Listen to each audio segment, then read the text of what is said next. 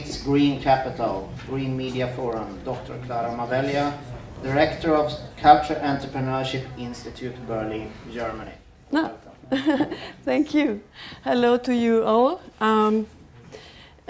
I will just start with a question. Let's, you said with an arrow. Yeah, okay. Yeah, it's okay with a voice like that? So, how many of you have children or grandchildren who has a house, a garden, or a favorite tree? Is anyone working on a research project? Has anyone inherited a company or just started one up? Or is anyone writing a novel? So, however, what kind of world do you want to leave behind for your children or your ideas? Global crisis, environmental crisis. Things cannot go on like that, and we all know that. We are heading for the rocks, and we know that. Today you have a choice. Do you want to carry on as usual, or do you want to make a difference and join a movement that cannot be stopped and is going to really changing things here in Gothenburg? I am very glad to have this chance to talk to you about how we are going to back this reality together. So now something personal. I live in Berlin in a neighborhood called Schöneberg. And there is, just on the corner, there is a private nursery. And every day at 5 p.m. circa, you can see the most amazing cars. So you see Audi, SUV, Porsche, all the best what you can imagine. And then these parents, they all look good. Of course, they get some Botox injected now and then. And you know, botulinum toxinum is the most dangerous nerve gas ever that exists. But then they collect their children, they get on the Porsche, and they go to the next organic shop because they really want to have healthy food on the table, you know. And usually when I say that, and so people don't understand at once the connection, because we are still in this, you are not one, you know. We are doing things in a way and other things in another way.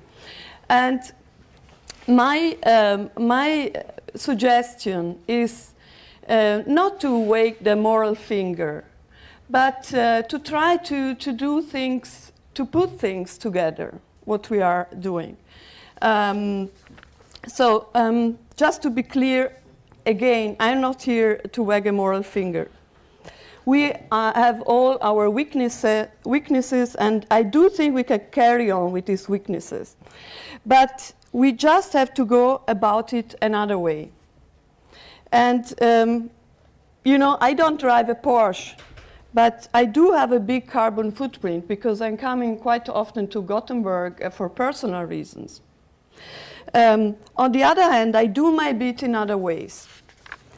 And I think that's how it should be, because together we need to think about questions like how long can we pick up with this system of grow and profit? How long? How long it's possible to go on like that? You know, Henkel, 2 weeks ago, this very big industry in Germany, they had a prognosis for no growth, and the stocking, they were just going down. I mean, no, they were not losing anything, just no growth for the next 3 months. So does this mean catastrophe? And so they were just losing. And the second question is, how long can the planet and the environment absorb this growth and profit that is going on? And we know all that is going on like that. So while we are sitting here and talking about this and that, okay? So the third question that is really important is, how long can people put up with this? So, you know, everyone is talking about burnout, depression, designer pills, and we don't have a really free time anymore, so we are running around and in this wheel, and it's never enough. The to-dos list is always longer. And so we are running around, this is not enough, the environment is crashing and the climate is changing and so on. And the system we have in the economy is also not possible to absorb for longer. So the question is, what really matters? And we know there are all these studies about economy that when the people have more than the basics income, in order that they can afford the first flat or some nice clothes, if you have the second flat or the second house, it doesn't matter anymore. So you are not really happier. So it's not a proportional growth. The more the income, the more the happiness, not at all. What does really matters is actually friends or friendship, health, family, the closest relationships. This is really what matters at the end. So there was recently an Australian nurse that was together with people, close to death, and she wrote a book what the people are really thinking about in the last months of their lives. And this is about feeling, friendships, health, and this is what is really matters. Not, I really wanted to have a second boat or, a Porsche. That was not so important. So we are in Sweden, and we heard yesterday that Sweden is very innovative, one on the top, and Gothenburg as well. So we know that people here are average happy. The happiness here is average. But there is a simple way also to measure the personal happiness. So if we see, we don't have now a flip chart. If we have here a scala from 0 to 10, we make now a very short measurement. And 0 is very, very unhappy and desperate, let's say, is there. And here is 10. So happy that you can touch the sky and everything.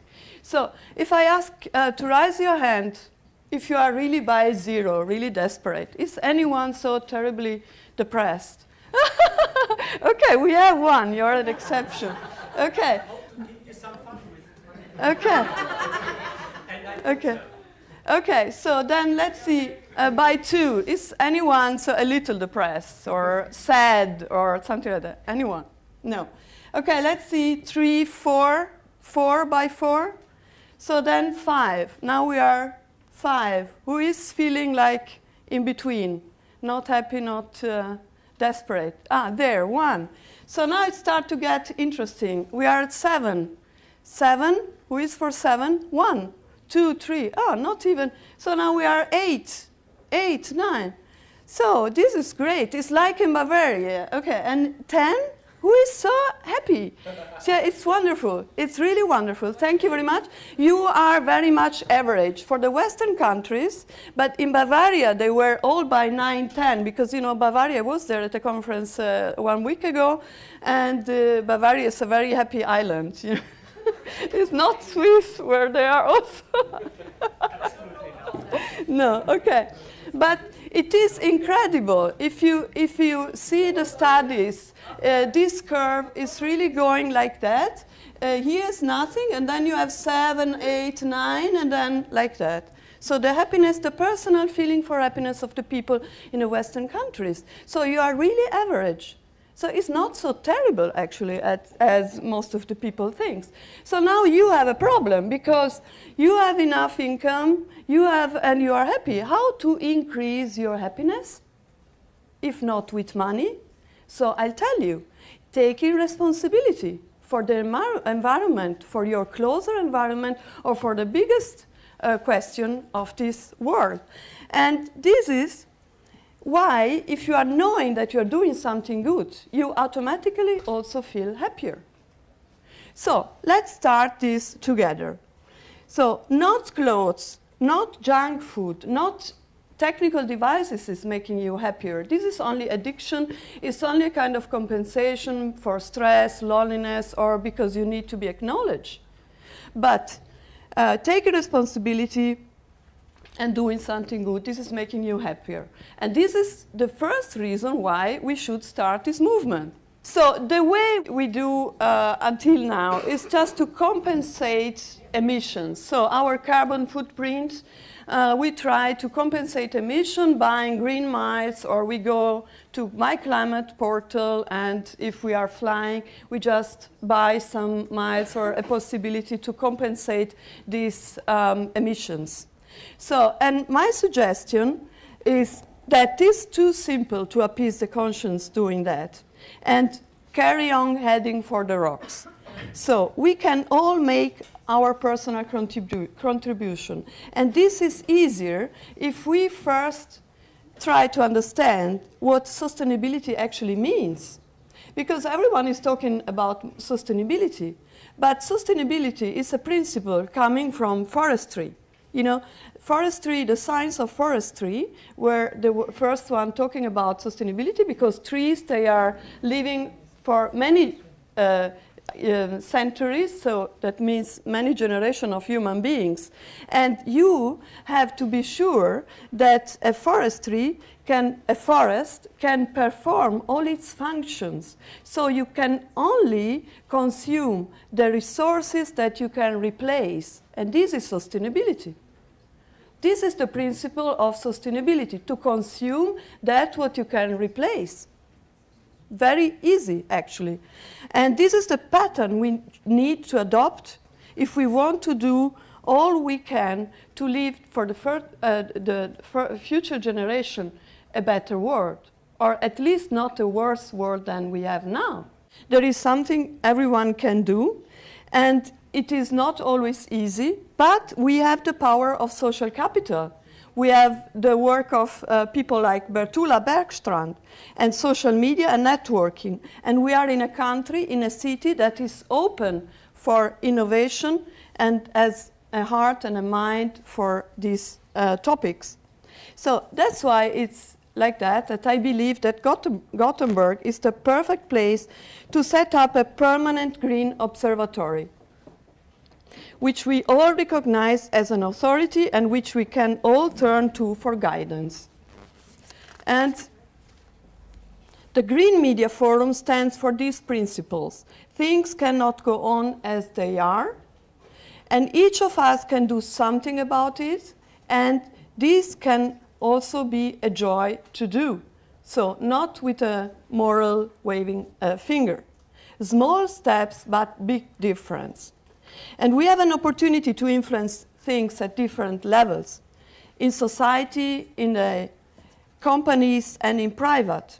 So in the companies, in the industry, they do this work since some time. They ask their workers about how to solve problems at the working place, because they are the closest, that they know how to do it better. So let's do this with our social network. So we have this source. This is the social capital. And let's ask the community, the whole community, for ideas about how to cut out carbon footprint, especially in fields that usually are seen as avant-garde. So IT, media, press, theater, cinema, music, all these fields, you know, they are usually able to turn dream into realities. So they should be the first with a very good suggestions how to have an impact in green, in our little worlds, in our little practical solutions that all together can add and make a big impact. And this is why, for example, if we could involve people working in a music field, and I think I'm talking about the whole chain, the consumption and the production. So if the young people, they like music very much, as we know, and they are involved very much. So if we, through this music field, could make them enthusiastic for the green thinking. Let's see, there is, in Germany, the Green Music Initiative is still small, but they are working very hard. So now there is a sun-plugged stage. So if you have a concert or an art festival or something like that, you can use this sun-plugged stage.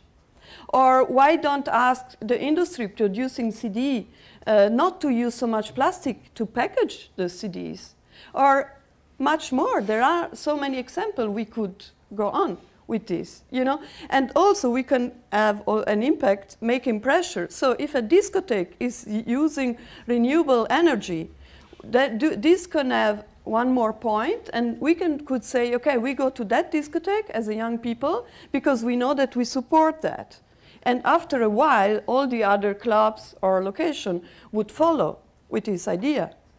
So we have the power of the connection, and this is great. This is social capital. But as I said in June, we have also to feed this social capital with more context and to use it.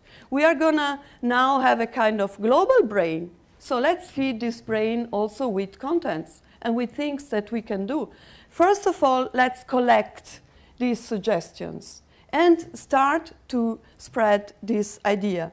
And to do that, in order to do that, and without the wagging finger, I bring now some more example. There is a TED Talk going now around by a nice guy called Joe Smith, and he's saying, you know, usually when you go to a public toilet at the airport, this is the airport of Munich. You know, you find this paper towel and dispenser, but no one is really using only one piece. Most of us, this is here from the toilet here. So most of us takes 2, 3, 4 because they are broken or because the hands are too wet or something like that. The suggestions this guy gives is just, you know, shake hands so they are not so wet, and then fold this piece of paper and dry your hands. And you are going to save, if we all do that, we are going to save something like 2/3 of all this paper. That means, I don't know how many trees, I don't have the figures now. But you can find this Joe Smith TED Talk on TED's archive. So this is just a little suggestion how much impact actually these little ideas we could collect could have. So, of course, there are other ideas like to buy seasonal food or regional food. Okay, we don't need strawberries in Christmas. We know all of that. So let's go on with that. But very important is that every contribution counts because together they add up, and we know that. So again, how many of you have children, grandchildren, or a favorite tree? Or what work you want to leave behind for them, for your ideas and your children. And this is something you have to think about, or we have to think about now. Now it's nearly too late. So, but be honest, wouldn't you like Gothenburg to play a pioneering role in Europe? There are already so many good examples here. And not least this approach to accepting reality and making the best out of it. And as an Italian living in Germany for over 20 years, I have some experience in these things. So another little anecdote, I will be quick now. Some time ago I was here and I went to Willys supermarket, but first I had to cross a car parking place and some flower beds. Because otherwise I should have gone around back to a crossing and lost very much time and wasted time. So I crossed this, and of course these flower beds was not very nice looking. And after a time I went again to Willys, you know, here in Sweden, very nice supermarket, and these flower beds was restored. But still people didn't go to the crossing, you know, and take the longer route, but cross these flower beds. So recently I went there again, and I was so astonished to see 2 brand new steps. So, and this is the solution, the Swedish way, that is really great. So it's wise and friendly. In Germany, and I've been living in Germany long enough, they would have put a sign, verboten, you know, and some penalty. And so, verboten, cross the flower beds. In Italy, they would have ignored that, and now it would have become a chaos. But in Sweden, they just say, okay, it's a pragmatic solution. People take the shorter way. This is the economical, interesting solution. So we just take 2 steps in order not to destroy the flower beds. So this is why I say the Swedish way is wise and friendly, and I still have to learn a lot out of it. And I propose setting up a permanent observatory for green solution here in Gothenburg to provide orientation and research, initial training and continuous education, and in the chain from production to consumption.